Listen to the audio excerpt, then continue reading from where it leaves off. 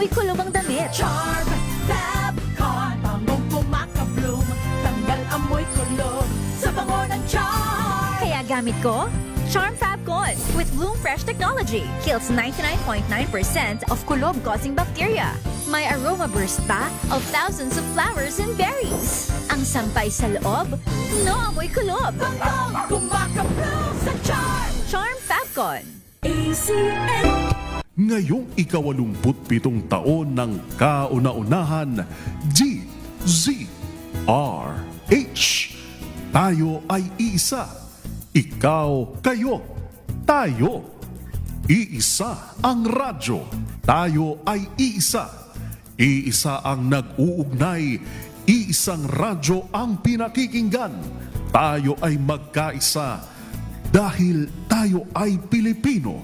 DZRH. 87 tayo. Saan ka man sa mundo, tayo iisa.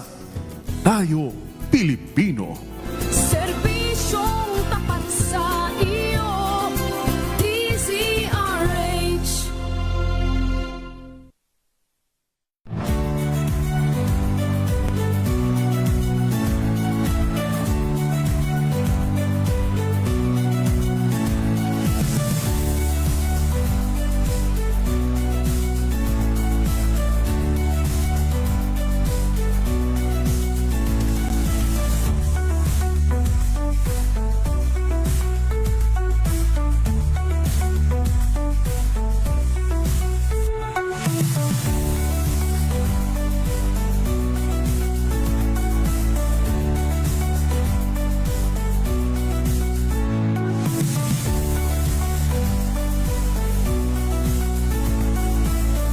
Isang mapayapang hapon, Pilipinas. Ito po ang inyong balerina ng bayan, si Lisa Macuja Elizalde, na bumabati sa lahat ng nakikinig sa DZRH Radio at sa mga nanonood sa DZRH TV, lalo na sa ating mga kasamahang alagad ng sining at kultura sa buong bansa. Sa mahigit na 80 dekada, naging bahagi na ng araw-araw na buhay ng mga Pilipino ang DZRH. Mula sa mga nagbabagang balita hanggang sa mga kwentong nagbibigay aliw at inspirasyon sa madla, naging saksi ito sa maraming yugto ng ating kasaysayan at kulturang panlipunan. Isa na marahil sa pinakamalaking ambag ng DZRH ay ang radio drama. Bago pa man naging bahagi ng ating buhay ang telebisyon at digital media, ang radio drama na ang nagsilbing daan tungo sa mga kwentong nagpapakilig, nagpapaiyak at nagbibigay aral. Sa pamamagitan ng mga boses, tunog at mahusay na pagkukwento, nabigyang buhay ng ating mga radio drama ang mga tauhan at karanasan, tumatak sa imahinasyon ng mga tagapakinig sa lahat ng sulok ng bansa. Kaya't hanggang sa ngayon, nananatili pa ring mahalagang bahagi ng DZRH ang mga drama sa radyo. At sa pagdiriwang ng ika-87 anibersaryo ng ating himpilan, makakasama natin ang ilan sa mga aktor, direktor at producer na patuloy nagbibigay buhay sa mga dramang patuloy na minamahal ng sambayanang Pilipino. Kaya't huwag kayong aalis. Sa hapong ito, samahan ninyo kami sa kalahating oras ng masayang kwentuhan kasama ang DZRH radio drama voice actors na sina Maynard Landicho at Osang Villegas, radio drama director Phil Cruz, at ang operations and program director ng MBC Media Group na si Mr. Edwin Montilla. Magbabalik po kami pagkatapos ng ilang paalala. Programang hatid ay sining at kulturang para sa lahat. Magbabalik ang Art to Art. Tinesting, sinuri, siniyasan. Ang resulta, Super effective ang Shield sa pagpatay ng bakterya at virus. Shield Antibacterial Soap. Believe ang mga eksperto sa Philippine Nurses Association. At si Mami, Tiwala ako sa Shield.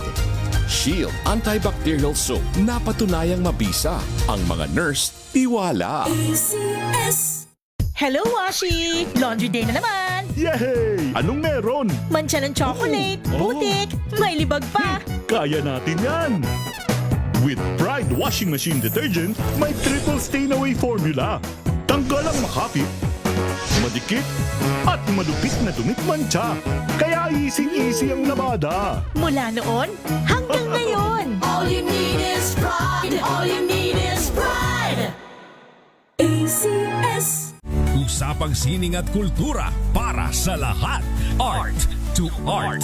Nandito pa rin tayo sa Art to Art at kasama natin sa hapong ito ang mga kinatawan ng DZRH Radio Drama Team. Voice actors Maynard Landicho and Osang Villegas, Director Phil Cruz, and MBC Media Group Operations and Program Director Edwin Montilla. Magandang hapon sa inyong lahat!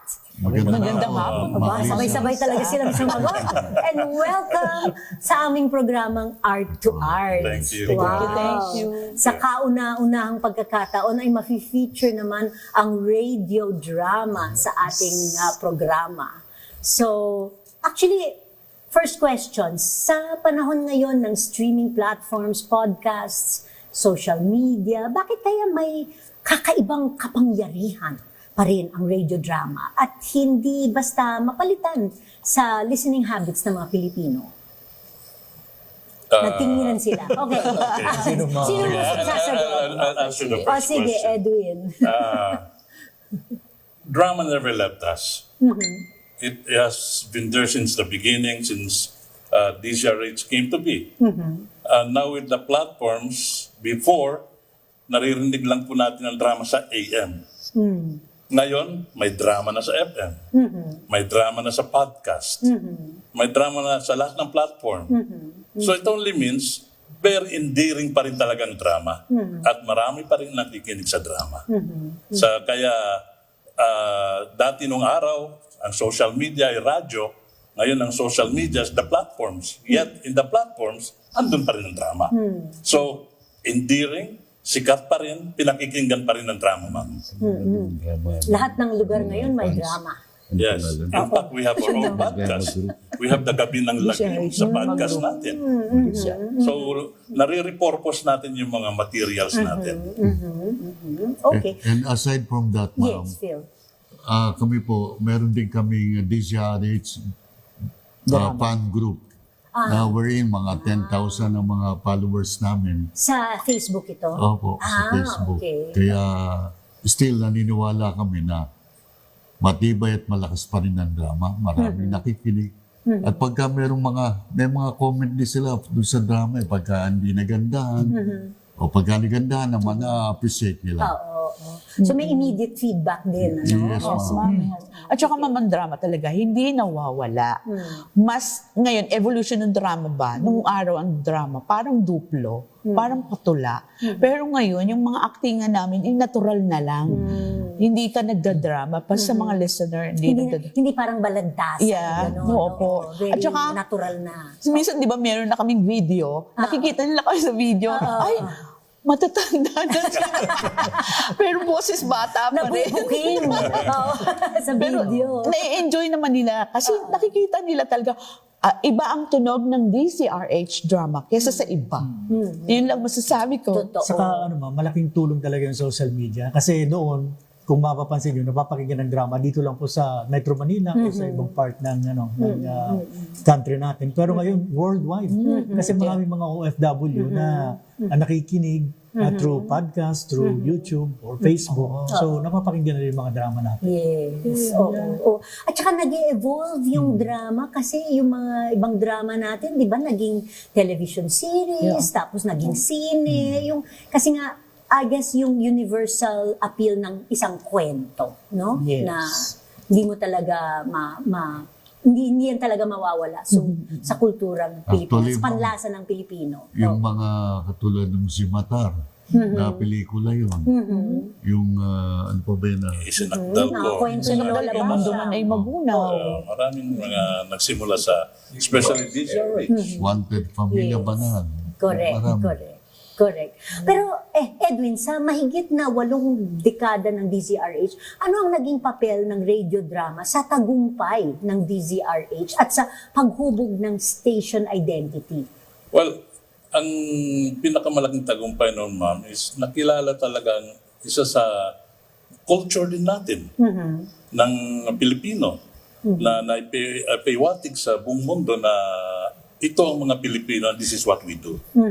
Kaya one of the means of doing that is through our radio drama.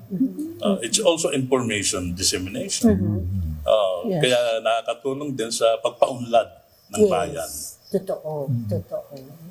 Maynard Osang, kayo naman bilang voice actors, paano nyo napapaiyak, napapatawa, o napapakaba ang listeners gamit lang ang inyong boses? May mga style ba ito? May technique? May pagkakataon din ba kayo mismo na nadadalang ng emosyon habang nasa recording, nadadala na rin? I, for one, ako po, pagka nagdadrama ko, hindi ko iniisip na nagdadrama ko. Ang ini-imagine ko lang, may enjoy ko yung trabaho ko, naglalaro lang ako.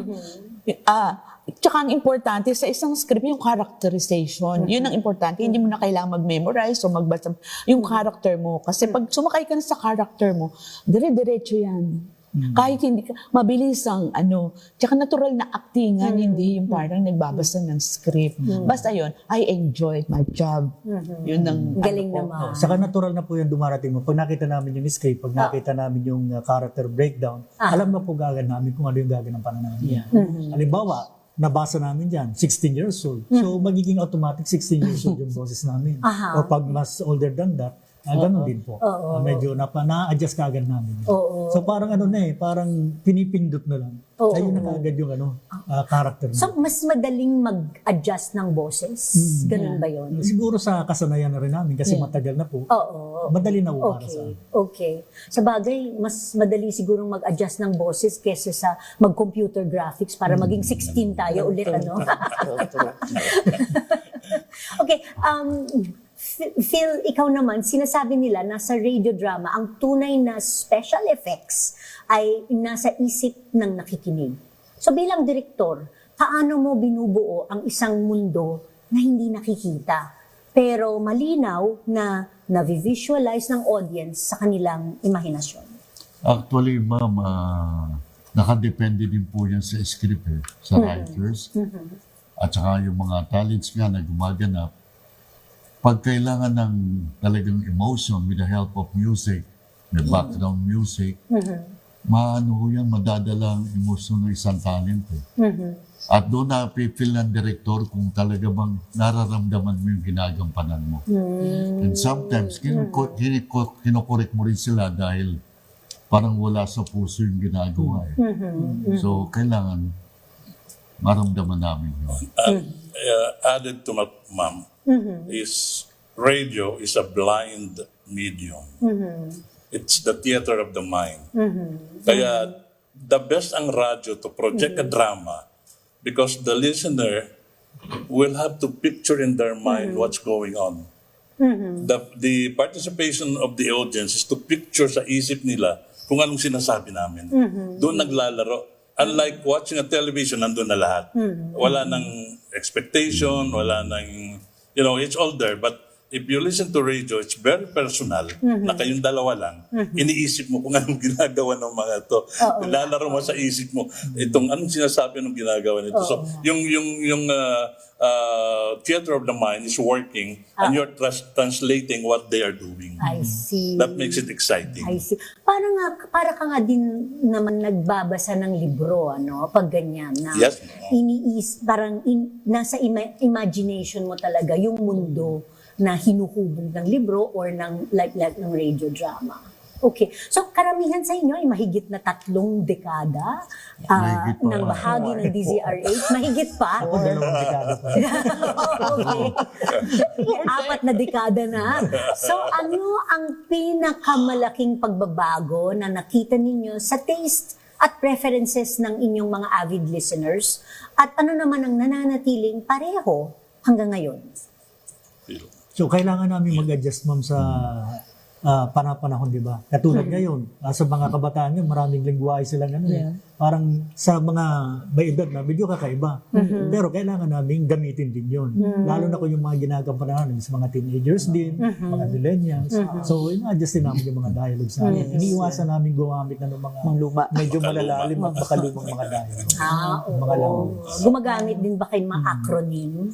Meron po minsan mga bahala na si Batman. Yun. Yung mga millennial. Mga millennial terms, ma'am. Okay. No, syempre, kailangan nyo talagang mag-adapt sa times, no? O sa yung tipong dati siguro yung mga drama, wala namang paggamit ng cellphone, no? Ngayon, i-text mo na lang sa akin, no? Ganon, no? Pero ano naman yung nanatili na gustong pakinggan ng mga tao hanggang ngayon, mula noon hanggang ngayon? Para sa akin, ma'am, yung love story pa rin ang number one. Love story. Nga naman. Oo. Actually, we have love story program and kwento and awit. Parehas, halos love story parehas yun. At yun ang gustong-gusto ng mga listeners. Siyempre, lahat tayo romantic. Of course, yung lagim is still there. Gabi ng lagim So, for lahat tayo how gusto many matakot. years? Since Father pa niya. Meron yung gabi ng lagim sa sa Star City. Yes, Pwede din bisitahin. Okay. For the all-around experience. So how does one become a radio talent? Through audition, ma'am. Audition. Okay. Nag-audition kami under the BG Production, yung kila Mama Raquel Montesa. Tapos, ang di ko makakalimutan, yung first script na ginampanan ko, bida kaagad. Talagang swerte lang siguro. Kasi naman, meron din naman kaming idea dahil yung father din namin, radio drama talent din. Yung kung siya nag-ano dati nung DZRH Operation Tulong. Actually, boses niya yun. And he's also a director. Like, wow. I started with BG Production also. when we used to have Simentadong Gubat at saka Ito ang Palad Ko. And after years of being out of drama, but I was in FM and AM. I was part of the DZRH drama board. Kami nila Mr. Victa, nila Ricardo Dam. So, we still oversee the drama operation na presentation. Okay. Pero kailangan talaga may passion ka rin. Hindi yung gusto mo lang. Kasi kung wala kang passion, hindi ka tatagli po sa drama. Pero meron ba kayong skills training or ano bang ginagawa ng isang radio talent para maging isang magaling na radio talent? As I have said, ma'am, passion talaga yun. Kasi yun ang Siguro, ma'am, yung everyday na ginagawa mo, kailangang i-hone mo yung talent. Sa So, experience din. Meron din mga resource people. Like me, hindi po ako dumaan sa audition eh. Pero nung tinandaan ko yun na kahit di ako nagdaan sa audition, inisip ko lang, gagalingan ko to. Para maipagmalaki yung tatay ko. Parang ganun. Though hindi naman siya yung nagpasok sa akin. Na lang ako nung during that time sa college, nag-practicum ko yun. Siyempre merong radio, sa iba naman ako nagte-training nun. Sabi niya nun, ba't hindi ka na lang sa RH mag-training? Yun na. Mula nun, parang nagustuhan ko na siya. Na-enjoy ko. May skill talaga, may talent talaga ng isang tao. Hindi ko mataas ang pinag-aralan, kaya magdrama. O kahit naman mababa ang pinag-aralan, kaya rin naman magdrama. Alright. Okay, well, marami pa po tayong pag-uusapan kasama ang mga kinatawan ng ating mga DZRH radio drama programs. Dito pa rin sa Art to Art, magbabalik po kami pagkatapos ng ilang paalala. Programang hatid ay sining at kulturang para sa lahat. Magbabalik ang Art to Art. Schedule ng mga inaabangang konsyerto. Update sa mga magagandang panoorin sa mga tanghalan at teatro. Narito na ang Art to Art Calendar.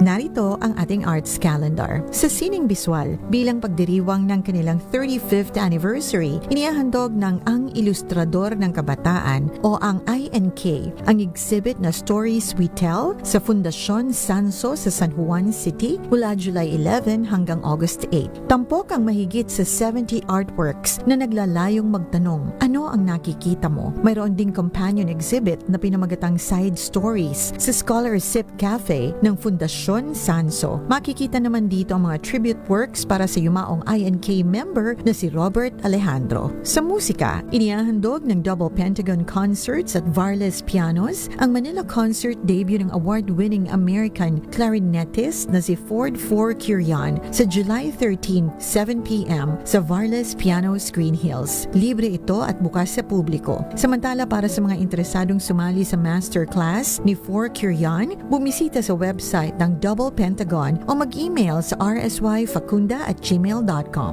para sa mga detalye. Limitado lamang ang tatanggaping kalahok. Sa kultura, ninihandog ng National Parks Development Committee ang Pamilyang Rizal at ang Katipunan, a Rizal Park Luneta History Walk sa July 15. Ito ay isang libre at guided history walk sa Rizal Park, Manila. Tatalakayin dito ang koneksyon ng pamilya ni Dr. Jose Rizal sa Katipunan at nagpapakita sa ilang lugar tulad na kung saan naganap ang pag-aresto at pagpaslang sa tinaguriang national hero. Ang History Walk ay ginaganap tuwing Hulyo bilang paggunita sa pagkatatag ng Katipunan. Tinesting, sinuri, siniyasan. Ang resulta? Super effective ang Shield sa pagpatay ng bakterya at virus. Shield Antibacterial Soap. Believe ang mga eksperto sa Philippine Nurses Association. At si Mami. Tiwala ako sa Shield. Shield Antibacterial Soap. Napatunayang mabisa. Ang mga nurse, tiwala. ACS.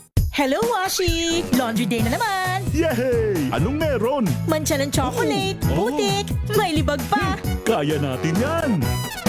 With Pride Washing Machine Detergent, may triple stain-away formula. Tanggal ang makapit, madikit, at malupit na dumit mancha. Kaya easy-easy ang labada. Mula noon hanggang ngayon! All you need is pride. All you need is pride. ACS. Usapang sining at kultura para sa lahat. Art to Art. Andito pa rin tayo sa Art to Art at kasama pa rin natin para ipagdiwang ang 87th anniversary ng DZRH this coming July 15. Ang ilan sa mga nagbibigay buhay sa ating mga sikat na radio drama programs. Voice actors Maynard Landicho and Osang Villegas, director Phil Cruz, and MBC Media Group Operations and Program Director Edwin Montilla. Maynard, Osang, may karakter ba kayo na ginampanan na hanggang ngayon ay hindi ninyo makakalimutan? At ano ang meron sa karakter na yon na tumatak hindi lamang sa mga tagapakinig, kundi pati na rin sa inyo bilang artista? Ang dami na po kasi namin ginampanan na yung mga karakter. Pero may mga tumatatak din sa amin na nadadala kami, yung naiiyak kami sa drama. Katulad nung kami ni Direk Phil, yung kaming magka-eksena ng dalawa. Kwento ng isang magkaibigan kung paano sila dumaan sa mga trials. Parang napakabigat ng drama yun. Hindi nakalimutan ko lang po yung title, pero para sa akin yun the best na ginampanan ko. And then syempre, doon sa Eva, dito ko na-try yung pagiging bading na role at marami pa pong iba. So dito kasi sa drama talagang Pwede bang sample nung voice na yon? Alin po? Yung role mo na bading ka? Ay talaga? Oy, hindi ikaw ang pinunta ko rito ha. Napakarami. Kung gusto mo samahan mo ako. Si Sir Ed, pwede siya magbading. Ang galing niyan. Pero kasi ma'am, ang nangyari sa akin when I started drama, itong mga baklang to, kinuha ka agad ako as gay. Kaya napansin ko, yung character stayed with me, na-typecasted na ako as gay. Kaya I can move on to other personalities. I hate you guys. I hate you. Personal. Ang sarap kasi maglaro. Pag sa drama, ang sarap maglaro ng mga characters. Pero kung basta maganda yung script, pag into character ka talaga, madadala mo talaga, maiiyak ka. Lahat, yung bigat, yung sakit ng dibdib, madadala mo yan. Tapos, pagka naman, ako naman, nahihirapan ako pag umarte ako ng yung pagkabait-bait. Ang gusto ko yung mga walang hiya. Sample nga. Sample. Ng isang walang hiya. Bakit ngayon ka lang umuwi? Ayun. Natakot ako doon. Hindi na Ganon ang ulitin. Diba? Sa mag-asawa. Yun. Pag sigawan. Yes, we have a lot of characters to play. Gusto mong matanda, okay lang yan. Saka mabilis na yung mag-shift ng boses, ma'am, kung talagang kinakailangan. Oo nga, ginagawa nyo na ngayon. Nag-shift na kayo ng boses. Saka yung magkausap. Talagang ganun ang ginagawa namin. Nagsishift agad kami ng Magkausap ha. Isang talent yun, magkausap yung gano'n. Oo nga, so that's what I realized, no? Pwedeng isa ka lang dun sa radio booth, tapos ikaw na gaganap ng lahat ng characters. Pero mag-isa ka na lang nagbabasa, no? Pero ma'am, hindi rin mabubuo ang drama kung wala yung sound man, yung musical director. Okay, of course. I mean, Chat, how many voices kaya ang nagagawa ninyo sa isang script reading? Kahit ilan. Kahit Depende ilan? po kung Talaga? anong karakter talagang binibigay sa amin. Kasi we are talents. Kailangan, pag may binigay sa'yo, gawin mo yan, hindi pwede sabihin, hindi ko kaya yan. Okay. Talent ka eh. Paano ginagawa ang mga sound effects? I mean, nakapanood ako ng mga yung merong yung baon ng nyog para sa kabayo. Horse, So ngayon na digital na ba? Computer na ang mga sound effects? Maybe, ganun pa It's a rin ma'am. combination, ma'am. Okay, combination ba? Kasi kung you need it instantly, mahirap hanapin sa computer. So what's available na swak doon sa scene, that's the one that's being used. But if you need a pre-prepared na like umatakbong auto, hindi naman pwede sa studio may tumatakbong auto. Oo nga naman. It should be in the computer. Okay. So yung available lang po. I see. Kung may bagong voice actor, director, or writer na gustong pumasok sa mundo ng radio drama ngayon, ano ang mga bagay na dapat nilang pag-aralan o hasain para matanggap dito sa DZRH drama? Actually, ma'am, nagpapa-audition po ako eh. Meron naman kami natatanggap na mahuhusay ng mga bata, mga estudyante actually. Tingin mo pa lang sa audition, mararamdaman mo kung may bubuga o wala. Tinatanggap namin yun. Pero guesting lang muna. I see. Hindi regular. Okay. Alright. So narinig nyo yan. At dahil espesyal ang episode natin ito para sa darating na anibersaryo ng DZRH, meron tayong sorpresa para sa lahat. Ang audition ko para maging DZRH drama talent. Sa hapong ito, sasamahan natin ang ating mga bisitang voice actors para sa isang maikling radio drama excerpt. Live na live dito mismo sa Art to Art. Direct Phil, bago tayo magsimula, can you tell us a little about this excerpt at ano ang context ng eksenang gagawin natin? Actually, ito yung istorya ni Jenny na gusto niyang mag-ballet pero ayaw ng papa niya. Ang gusto niya, ng papa niya makatapos ng medicine. Tingnan na lang natin sa loob, ma'am. Parang nakaka-relate ako dito. Oo. Ang tatay ko, gusto niya maging accountant ako. Oo. Really? Sige. Okay. Pero hindi na ako 16 years old. Okay.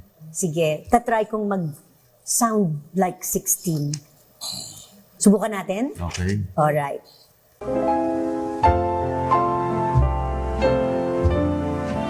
Magandang araw. Mapapakinggan nyo ngayon ang kasaysayan ng isang dalagang ninais na tuparin ang kanyang pangarap. Siya ay si Jenny.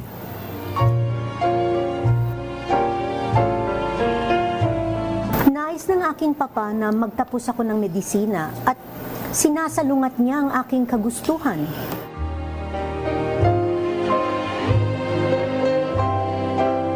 Hindi ako papayag sa gusto mo, Jenny.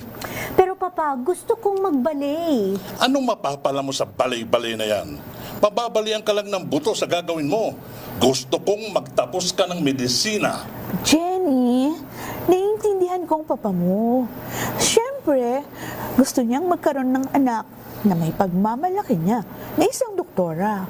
Naroon na ako, pero gusto ring matupad ang pangarap ko.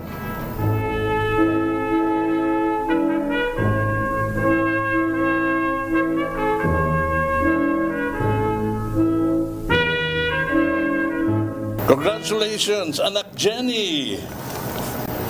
Thank you po. Wala ka na sigurong masasabi, papa. Tapos na ako ng medicine. Kaya naman natutuwa ko, anak. After this, pwede bang ako naman ang mag-invite sa inyo? Saan? Sa ballet performance namin sa Sunday. Hindi nyo alam, pag free time ko sa university, uma-attend ako ng practice namin.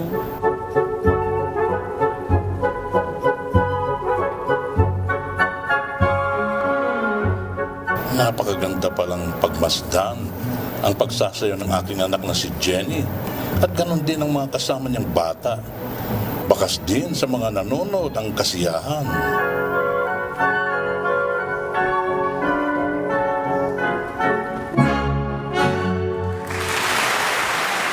Very nice performance, Jenny anak. Thank you, Papa. Wala akong ibang inspirasyon, kundi si Mama. At syempre, ikaw din. Yes. Diyan nagwawakas ang kasaysayan ni Jenny dito sa Ito ang Aking Buhay. Yay!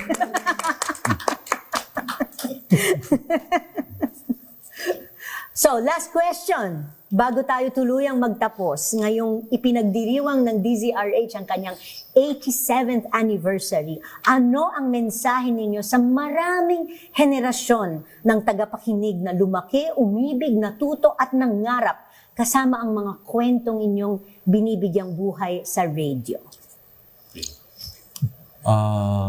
Sa mga listeners namin, sana wag lang kayong bibitiw dahil patuloy namin pagagandahin at lalo pang magbibigay ng moral lessons ang mga drama namin. Yun lang. Huwag silang magsasawang makinig sa DZRH dahil marami kaming mga magagandang kwento at istorya para sa kanila. Yan, oo. At syempre, yung pasalamat na rin namin sa inyo sa palagi yung pakikinig sa amin. At natutuwa kami. Sabi nga ni Direk Phil, talagang patuloy kaming nagagawa ng magagandang drama para sa inyo. We strive hard to take it to the next level of doing the drama itself. So we're still here and we will still be here. At ano naman ang schedule ng airing ng mga drama sa From DZRH? 11 in the morning up to 2 o'clock in the afternoon. 11 to 2. Araw-araw? Opo. Up to Monday to Friday. Monday to Friday. Pero meron din po kaming program sa Saturday, yung hukumang pagtahanan. At sa gabi, siyempre, gabi ng laging. Ayan. May replay din, ma'am, sa, from 11:45 to 1 a.m. Wow, gabi ng lagim. Starting with Gabi ng Lagim. Okay.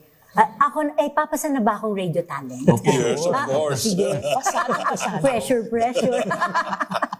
Maraming salamat sa inyong pagdalaw niyo sa aming programa. Thank you so much. At may na-discover na naman akong bagong talent. Sabihin niyo lang, pag kailangan ninyo ako, nandyan lang ako sa tabi-tabi, pupuntahan ko kayo kaagad sa Radio Drama Studio dito sa MBC. Yes. Maraming salamat. Thank you Thank you very much, ma'am. for having us. Hanggang sa susunod na linggo, samahan ninyo kami ulit dito sa Art to Art, kung saan ang usapang sining at kultura ay para sa lahat. Ito po ang inyong balerina ng bayan, Lisa Makuha Elizalde, nagpupugay sa Artistang Pilipino.